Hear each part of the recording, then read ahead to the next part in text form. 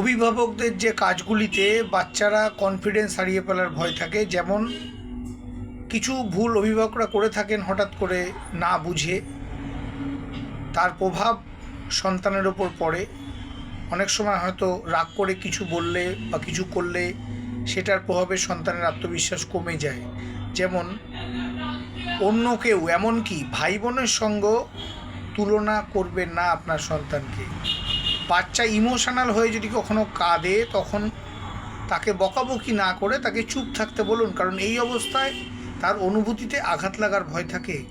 সে ভুল করলে সবসময় তাকে ক্ষমা চাইতে বাধ্য করবেন না, এটাও ভুল হবে। তাকে তার ভুলটা বোঝান। তার সব ছোট বড় কাজ আপনি এগিয়ে গিয়ে করে দেওয়ার চেষ্টা করবেন না, তাতে তার আত্মবিশ্বাস কমবে। তাকে সেটা সিদ্ধান্ত নিতে দিন, করতে দিন।